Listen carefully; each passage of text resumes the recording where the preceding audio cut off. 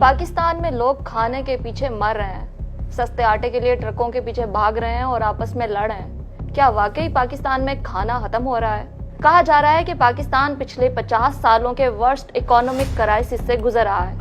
ज़हीरानंदोज़ों का तो अलग से हिसाब होना चाहिए, मगर सवाल ये है कि हमारे सियासतदानों को पिछले 75 सालों से मुल्क चलाने के लिए दीगर ममालिक और बैंकों से इमदाद ही क्यों मांगना पड़ती है? ये सब समझने के लिए मुल्क के मौजूदा हालात पर नजर दौड़ाने की जरूरत है।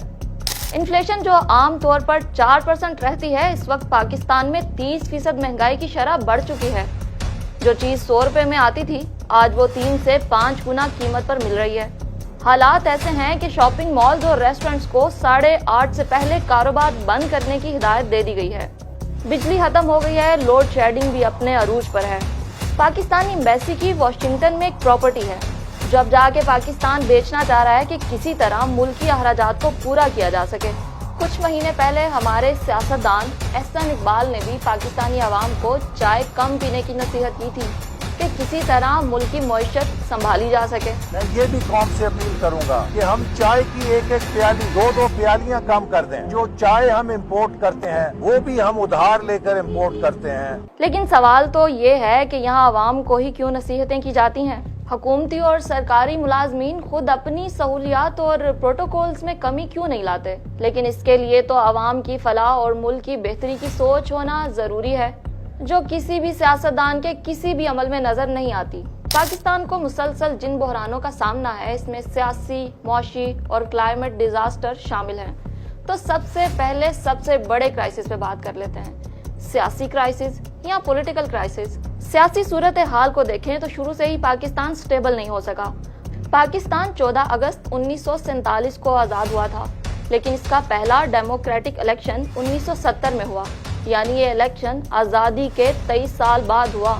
1970 से आज तक पाकिस्तान में 29 प्राइम मिनिस्टर्स बने और इनमें से एक भी प्राइम मिनिस्टर ने अपने टेन्योर के 5 साल पूरे नहीं किए। 18 बार प्राइम मिनिस्टर्स को उनके ओहदों से कोई ना कोई वजह बनाकर हटा दिया गया और फौजी हुकूमत यानी मार्शल लॉ भी पाकिस्तानी तारीख का हिस्सा रहा है। हर नई आने वाली हुकूमत नए मंसूबे लेकर आती है, जो पिछली हुकूमत के मंसूबों से बिल्कुल मुखालिफ होते हैं, और ये सिर्फ पिछले प्राइम मिनिस्टर और इसकी हुकूमत को गलत साबित करने के लिए किया जाता है। यानी बज़ाहिर तो आवाम को ये लॉलीपॉप दिया जाता है कि उनकी तरक्की और बेहतरी के लिए हुकूमत बदलना बहुत ज़रूरी है, और पिछली हुकूमत के खिलाफ आवाम को नारे अच्छी तरह से रटवा दिए जाते हैं, जबकि हकीकत में हुकूमतें आवाम और मुल्क के लिए नहीं बदली जाती, बल्कि हर सियासतदान और पार्टी ताकत हासिल करके अपने अपने ज़ाती मफाद के लिए हुकूमत हासिल करते हैं, और मफादात की इस जंग में नुकसान मुल्क और गरीब पाकिस्तानियों का होता है। क्योंकि जब नई पॉलिसीज लाई जाती हैं तो नए सिरे से नया बजट पास करवाया जाता है, और बजट मुल्क और आवाम के टैक्सों या फिर कर्जों से पूरा किया जाता है, जबकि पिछले मंसूबों का ना कोई रिकॉर्ड मिलता है, ना ही कोई हिसाब किताब होता है। इन पहले मंसूबों का क्या हुआ और इन मंसूबों की मियाद मुकम्मल होने से पहले वो पैसा कहाँ गया? इन सवालों के जवाब तो शायद आखिरत में ही मिलेंगे। अब आते हैं इकोनॉमिक क्राइसिस की तरफ। पिछले कई सालों से पाकिस्तान की इकोनॉमी गिरती चली जा रही है, और कर्जा चूंकि सूद पे लिया जाता है तो इस कर्जे की किस्तें खत्म होने का नाम ही नहीं लेती। वर्ल्ड बैंक के मुताबिक पाकिस्तान की इकोनॉमी सिर्फ 2% बढ़ेगी, लेकिन इन्फ्लेशन 23% बढ़ेगी। एक्सपोर्ट और इंपोर्ट की बात की जाए तो पाकिस्तान के एक्सपोर्ट $30 बिलियन है, जबकि इंपोर्ट पर पाकिस्तान $90 बिलियन खर्च करता है। इस गैप की वजह से फॉरेक्स रिजर्व्स तेजी से कम हो रहे हैं। पाकिस्तान की जीडीपी $376 बिलियन है और कर्जा $274 बिलियन है। ये कर्जा पाकिस्तान को मुफ्त में नहीं मिलता। हर बार कर्जा लेने पर पहले से ज्यादा सूद देना पड़ता है, और कर्जा देने वालों की शराइत पहले से ज्यादा सख्त होती चली जाती हैं। पाकिस्तान के बजट का 1/3 हिस्सा इन्हीं कर्जों की अदायगी में चला जाता है। यानी पाकिस्तान एक वर्स्ट डेब्ट ट्रैप में फंस चुका है, और इस ट्रैप से निकलने का भी बस एक ही रास्ता नजर आता है, और वो ये है कि मजीद कर्जे लिए जाएं। अब आने वाले कुछ महीनों में पाकिस्तान को $8 बिलियन कर्जा चुकाना है, जबकि पाकिस्तान के फॉरेन रिजर्व्स में सिर्फ $5.8 बिलियन बाकी बचे हैं। हुकूमत को बड़े अच्छे से पता है कि महंगाई अपनी बुलंद तरीन सतह पे पहुंच चुकी है, और खाने की अशिया आम पाकिस्तानियों की पहुंच से बहुत दूर जा चुकी हैं। لیکن عوام کو سستا کھانا دینے کے لیے بھی تو پیسے چاہیے، مگر اب قرضے ادا کریں، اپنی حکومتیں سنبھالیں یا عوام کو کھانا دیں۔ بار بار حکومتیں بدلنے کی وجہ سے بھی پاکستان کا معاشی اور سیاسی امیج بہت بری طرح متاثر ہوا ہے۔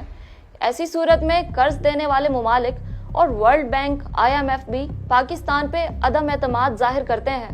اب بات کرتے ہیں کلائمیٹ کرائسس کی۔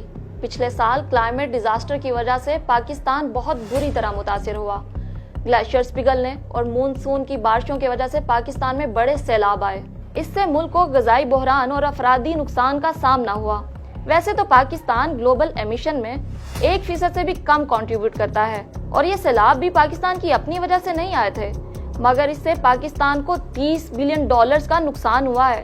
جانی نقصان نے افرادی قوت کو متاثر کیا، لیکن ان تمام بڑے کرائسس سے نکلنے کے لیے بھی مزید امداد چاہیے، اور المیہ یہ ہے جو امداد دیگر ممالک انسانی بنیادوں پر پاکستان کے غریب اور متاثر طبقے کے لیے بھیجتے ہیں، نہ جانے وہ کہاں جاتی ہے۔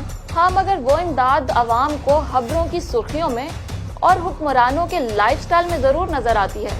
ہر طرح کی ایڈ اور قرضے پاکستانی عوام کے لیے نہیں، بلکہ ضرورت مند حکومتی نمائندوں، سیاستدانوں اور سرکاری ملازمین کے لیے آتے ہیں۔ غریب پاکستانی عوام کو تو اس امداد اور قرضوں کا بوجھ اس زندگی سے لے کے قیامت تک اپنے کندھوں پر اٹھا کر چلنا ہے۔